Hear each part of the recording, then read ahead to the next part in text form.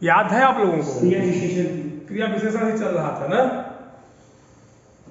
Yes very good. चलो कम से कम इतना तुम लोगों को याद तो है।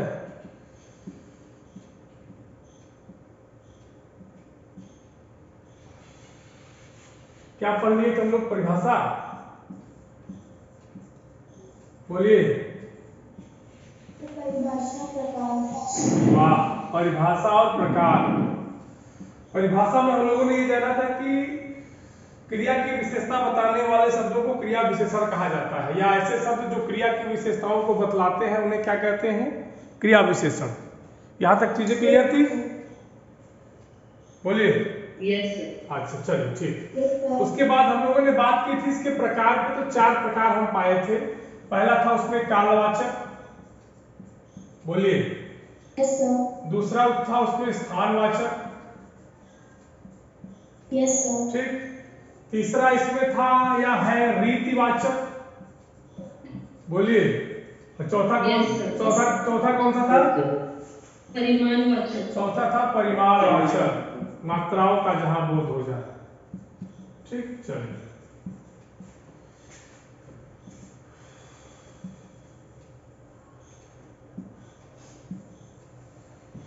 एक मिनट।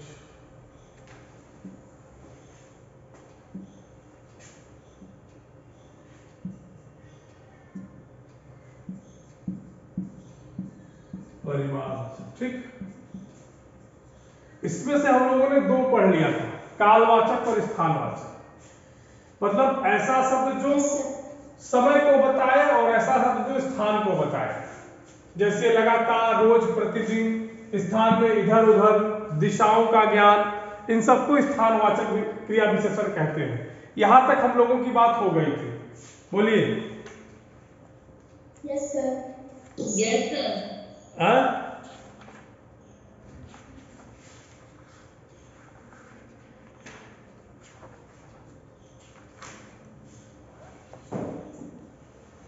चलिए शुरुआत करते हैं आज नए टॉपिक से। उसका नाम क्या है?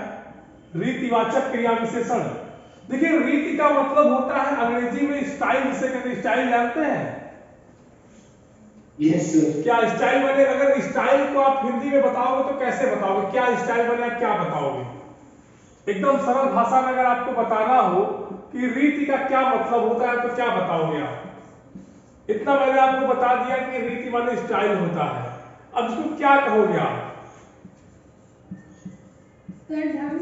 ढंग, वेरी गुड। तरीका, बहुत सही। रीति का मतलब होता है स्टाइल या किसी भी काम को करने का तरीका, ठीक। क्रिया विशेषण, क्रिया आपको पता है, विशेषण आपको पता है। संज्ञा सर्वनाम की विशेषता बताने वाले शब्दों को विशेषण कहते हैं। क्रिया मतलब किसी कार्य का होना, ठीक। बोलिए। Yes sir. अब रीतिवाचक क्या कहता है कि क्रिया तो होगी, काम तो होगा, लेकिन इसमें वो जो क्रिया रहेगी, इस वाक्य में जो क्रिया रहेगी वो काम के करने के तरीकों को बताएगी, काम के करने के ढंग को बताएगी। उसी को कहेंगे रीतिवाचक क्रिया विशेषण। जैसे मैं पढ़ा रहा हूं, बोलिए, आप समझिए इस बात को, और आप लोग मेरी बात को सुन रहे हैं। देखिए, 2 चीजें हैं, ध्यान से समझिएगा। आप मेरी बात को सुन रहे हैं और मैं पढ़ा रहा हूं, एक बात। लेकिन आपके सुनने का तरीका क्या है? क्योंकि आपकी जो क्रिया हो रही है वो सुनने की क्रिया हो रही है, और आप उसको सुन कैसे रहे हैं? ध्यान पूर्वक। तो जो सुनने का तरीका है वो ध्यान पूर्वक है। यही रीति है, यही शैली है, यही स्टाइल है। समझ गए? Yes sir. किसी को कोई समस्या? No sir. No sir. No sir. जैसे अगर हम कहें कि घोड़ा दौड़ता है, ये साधारण बात हो गई, लेकिन घोड़ा धीरे धीरे दौड़ता है, ये उस दौड़ने की विशेषता है, क्रिया की विशेषता है, और इसकी स्टाइल है धीरे धीरे दौड़ना। जैसे आप लोग सवेरे जॉगिंग करते हो ना, जॉगिंग, बोलिए। Yes, sir. और Yes, sir. एक होता है रनिंग, तो दोनों तो दौड़ने का ही एक रूप है, बोलिए।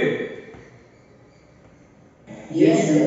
अब समझ में आई रीतिवाचक क्रिया, अब समझ में आया रीतिवाचक क्रिया विशेषण क्या होता है। Yes, sir. चलो इसको लिख लो। जिन शब्दों से यहां से लिख लो, जिन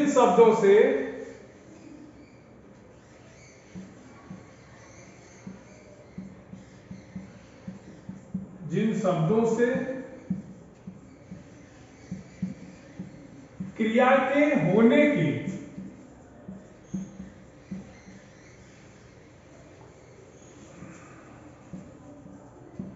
ढंग या तरीकों का बोध हो, दोनों एक ही चीज है, कंफ्यूज मत होना। तरीकों का बोध हो, उससे क्या कहेंगे, किताब में आपको कुछ अलग दिया होगा तो कंफ्यूज मत होइएगा, घूम फिर के बात वहीं पर आएगी। उसे क्या कहेंगे बच्चा, बोलिए। रीतिवाचक क्रिया। रीतिवाचक नहीं, हमारे के विराट सही हो जाओगे। रीति सुनो जरा पहले, गलत पढ़ते हो तुम लोग, गलत गलत पढ़ोगे। रीतिवाचक नहीं कहेंगे, एक पे ह्रस्व ई है, एक पे दीर्घ ई है, रीतिवाचक, गलत नहीं पढ़ना है। हाँ रीतिवाचक, र पे देखो दीर्घ ई होगी, त पर ह्रस्व ई होगी, रीतिवाचक। उल्टा पुल्टा पढ़ोगे मारे के सही हो जाओगे तुम लोग। रीतिवाचक क्या कहेंगे, क्रिया विशेषण। गलत पढ़ के बदनामी कराओगे।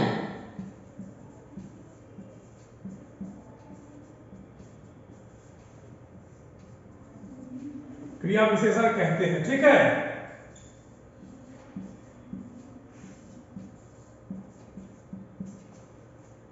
इसको लिख लीजिए, कहीं दिक्कत तो पूछिए।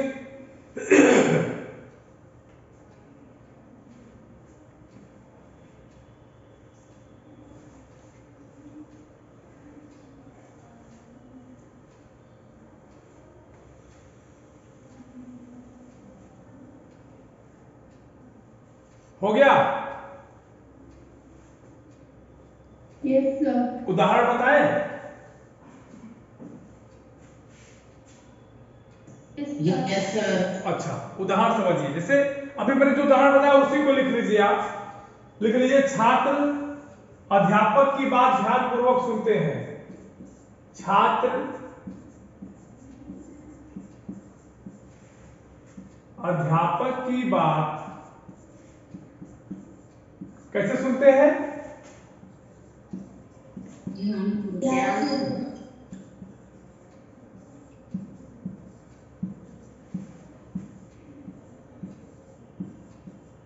नोट करिए। एक उदाहरण इसको भी लिख लीजिएगा, ठीक है। और कोई लिखना है तो लिख लीजिए। मान लो सुमित है, लिख लो सुमित धीरे धीरे चलता है। सब रीतिवाचक क्रिया विशेषण है। क्या है,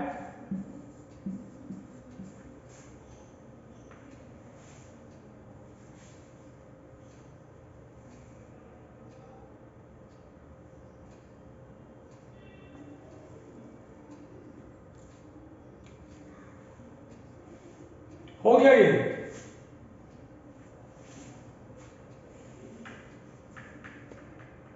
Yes, sir. ठीक, जैसे अगर अभी आ जाए कि सुमित अचानक गिर पड़ा, यहां शब्द आ जाए कि सुमित अचानक गिर पड़ा, तो कौन सा क्रिया विशेषण होगा, रीतिवाचक। धीरे धीरे, हाँ धीरे धीरे, अचानक, लगातार, ये सब क्रिया विशेषण, रीतिवाचक क्रिया विशेषण के उदाहरण है। क्लियर। Sir. हाँ, किसी कोई समस्या, No, sir. अच्छा। अब देखिए आपके किताब में जब आप रीतिवाचक क्रिया विशेषण पढ़ेंगे तो उसमें कुछ अन्य चीजें भी दी हुई हैं, उसको आप अपनी कॉपी में लिख लेंगे। जैसे दिया है विधि बोधक, विधि बोधक माने नियम के अनुसार, जैसे ध्यान पूर्वक, सुख पूर्वक, धीरे धीरे, जो मैंने भी आपको उदाहरण बताया। उसके बाद है प्रश्नबोधक।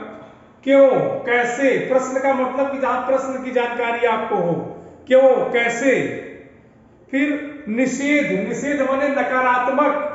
आपको याद मैंने बताया था ना, निषेध माने क्या होता है, नकारात्मक। क्या होता है, हाँ, जहां नकारात्मक बात आए, नेगेटिव, हाँ, इसको निषेध बोलते हैं। और उसके बाद होता है स्वीकृतिवाचक, जहां आप किसी चीज को स्वीकार करें, उसमें कौन कौन से शब्द आएंगे, हाँ जी, ठीक, सच, बिल्कुल। फिर आकस्मिकता बोधक, लिख लीजिएगा अपनी कॉपी में, इसको लिखाने का मतलब है कि फालतू समझ जाएगा, ठीक है, इसको लिख के याद करने की बात है। आकस्मिकता बोधक मतलब जो कोई काम आकस्मिक हो जाए, पता भी न चले, हाँ, सहसा, अचानक, ठीक। फिर आवृत्ति बोधक मतलब जो बार बार हो, सरासर, लगातार। अच्छा, एक बात बताओ, जो मैंने अभी बताया इसको समझे कि नहीं समझे तुम लोग? Yes sir. समझे सर। मैं बता रहा हूँ, नहीं समझे तो मैं समझा दे रहा हूँ, एक मिनट सुनो। जैसे मैंने बताया है कि लगातार, ध्यान पूर्वक, ये वही विधि बोधक, प्रश्न बोधक, आवृत्ति बोधक जो है ना, उसी के अंतर्गत आती है,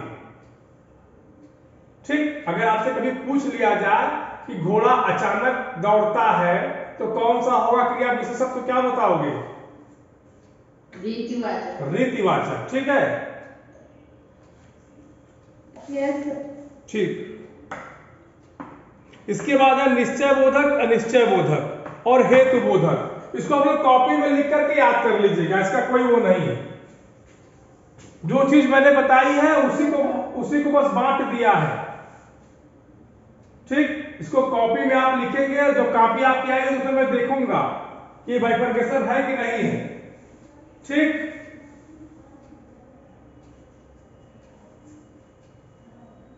बोलिए, ओके सर। अगला पढ़ा जाए, अगला पढ़ा जाए। Yes sir. अगला क्या है हमारा, बोलो जल्दी। परिमाण परिमाणवाचक क्रिया विशेषण। अच्छा, एक चीज और जानो तुम लोग परिमाणवाचक विशेषण भी पढ़े थे, याद है कि नहीं? Yes sir. उसमें क्या था यार, उसको जरा बताओ तो हमको, उसमें क्या था?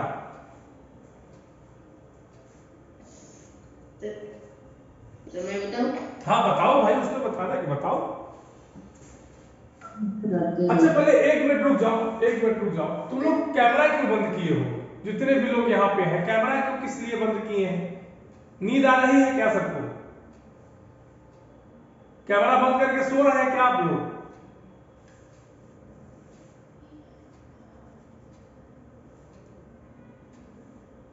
चलो बोलो, चलो बताओ सुमित। ये जो परिमाणवाचक विशेषण में, हाँ, जैसे जो विशेषण हाँ, शब्द किसी माप तौल का बोध करे। हाँ तो कैसे करेंगे? ये तो इसमें भी हो जाएगा। सुनो, ये तो जो तुम बताए हो ये तो इसमें भी हो जाएगा कि जो शब्द किसी माप तौल का बोध करे, ये तो इसमें भी कर देगा। तो फिर इसमें और परिमाण वाले विशेषण में अंतर क्या रह गया? सर क्योंकि ये संज्ञा या अरे वाह, अरे वाह, वाह बेटा वाह, दिल खुश कर दिए तुम एकदम, बहुत सही, सुपर सुपर बेटा सुपर। ये बस याद रखना है कि जो विशेषण होगा वो संज्ञा या सर्वनाम के लिए होगा, और जो क्रिया विशेषण होगा वो क्रिया के लिए होगा। क्लियर? तो इसकी परिभाषा लिख लीजिए, जिन शब्दों से क्रिया की मात्रा या परिणाम का बोध हो। लिखिए,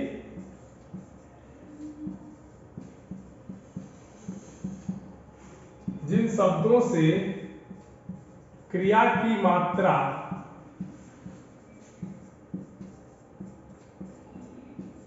या परिणाम का बोध हो,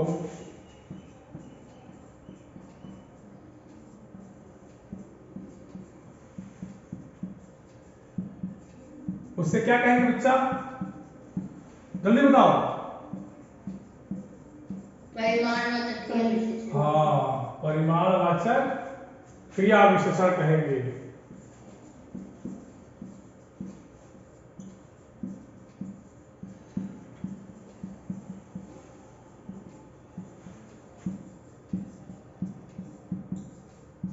चलो लिख लो इसको।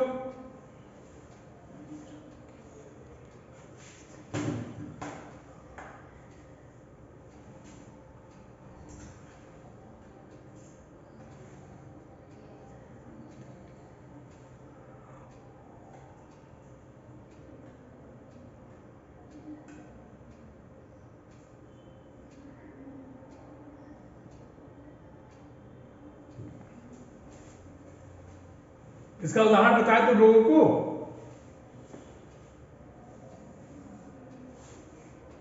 Yes, sir. बताए उदाहरण। Yes sir. अच्छा ठीक है। जैसे पूनम है मान लो, ठीक है, पूनम बहुत हंसती है। अगर हम मान लें, मानने की बात है, देखो अभी हंस भी रही है, तो इसी उदाहरण को लिख दो, पूनम बहुत हंसती है। लिखो तो इसको, लिखो बेटा, पूनम बहुत हंसती है। ठीक, अब देखिए जरा सा, इसमें पूनम क्या है, संज्ञा या कर्ता, क्या है, संज्ञा या कर्ता। हंसना क्या है, क्रिया। इतना क्लियर है? अच्छा, अब इस क्रिया की जो परिमाणिकता है, जो मात्रा है, वो है बहुत। अब पूनम मान लो हंस रही है, हमने कह दिया कि पूनम बहुत हंसती है, लेकिन बहुत का कोई मानक नहीं है कि 1 किलो हंसती है, कि 1 लीटर हंसती है, कि 1 सेंटीमीटर हंसती है। ये कोई फिक्स नहीं है, परिमाण जो इसका मात्रा है ये फिक्स नहीं है। पूनम बहुत हंसती है, लेकिन बहुत में भी एक मात्रा झलक रही है, मतलब अधिक देर तक हंस रही है, अधिक। बात समझ में आई? बोलिए भाई। तो यही परिमाणवाचक विशेषण, परिमाणवाचक क्रिया विशेषण है, जहां क्रिया की विशेषता में आपको मात्रा की झलक नजर आए। जहां क्रिया की विशेषता में आपको मात्रा की झलक नजर आए, वहीं पे क्या होगा, परिमाणवाचक क्रिया विशेषण होगा। Clear? Yes sir. Yes, sir. अब देखिए, अगर कभी भी आपसे परीक्षा में प्रश्न पूछ दे 2 नंबर का, 2 नंबर के ऊपर नहीं पूछेगा, क्या बहुत इंपॉर्टेंट प्रश्न है कि परिमाणवाचक,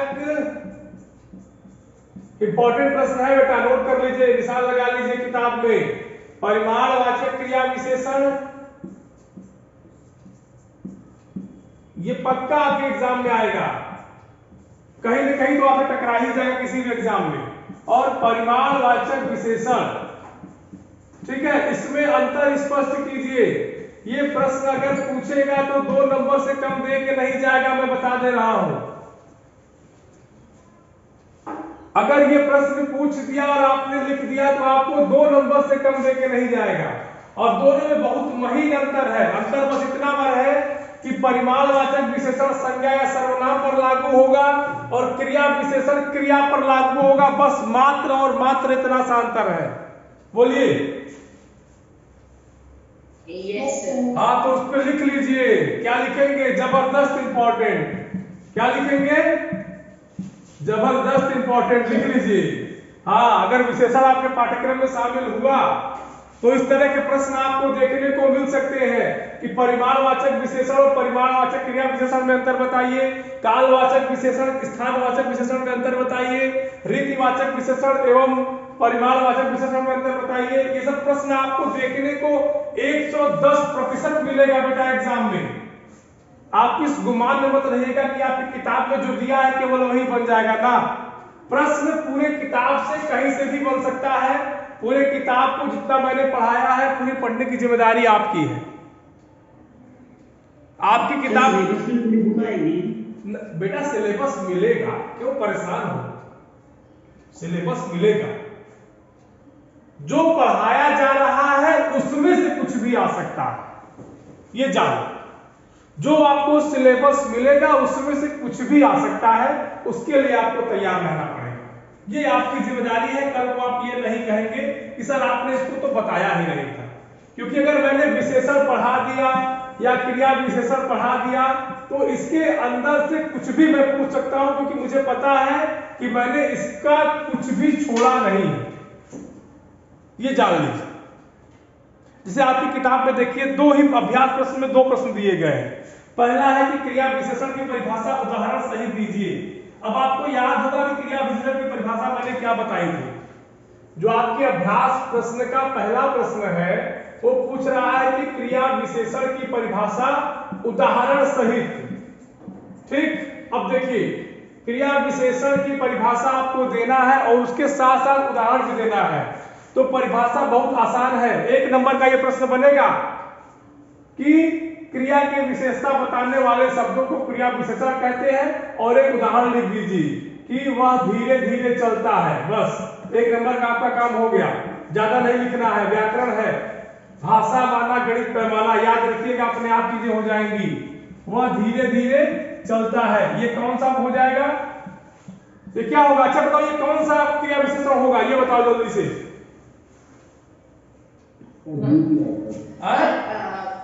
रीतिवाचक। गुड, रीतिवाचक क्रिया विशेषण होगा। क्यों? क्योंकि इसमें चलने की जो स्टाइल है, तरीके के बारे में बात की जा रही है। ठीक है? Yes sir. Yes sir. हाँ। दूसरा प्रश्न देखिए, दूसरा प्रश्न कहता है क्रिया विशेषण के कितने भेद हैं? कितने हैं जल्दी बताएंगे कुछ? 4। क्रिया विशेषण के 4। 4 कौन कौन है? कौन बताएगा? पूरे जल्दी बताओ।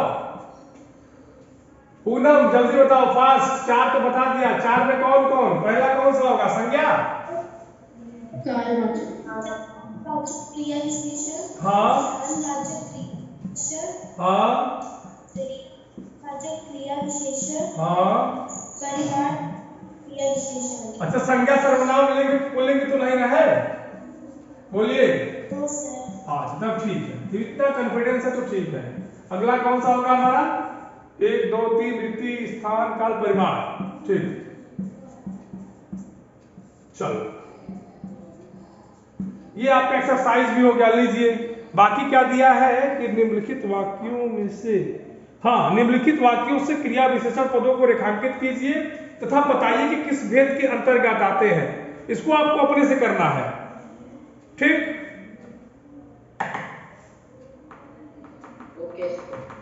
देखिए पांचवा प्रश्न आपका दिया है। अरे चौथा से पांचवा कैसे कर दिया ये? हाँ, अभ्यास प्रश्न में जहां 5 लिखा है वहां 4 कर लीजिए। मिसप्रिंट में है, किताब में मिसप्रिंट है, हमारे में बाकी आप लोगों में क्या है भगवान जाने। ठीक है? हाँ वहां 4 होगा बेटा, 5 नहीं होगा। ठीक है? इसके बाद संबंध बोधक अव्यय मैंने पढ़ा ही दिया है। अगला बच रहा है समुच्चय बोधक, उसमें समय लगेगा। विस्मयादि बोधक। ठीक है बेटा, कोई बात नहीं। अगली क्लास जो हमारी होगी मतलब मंडे को, तो उसमें हम लोग समुच्चय बोधक पढ़ेंगे। ठीक है? अगली हमारी, हाँ बेटा हमारी अगली। अच्छा एक बात और, इसके अलावा अब मैंने आपको जितना पढ़ा दिया है क्रिया विशेषण में, आप कुछ भी पूछ सकते हैं। फ्री है आप पूछिए।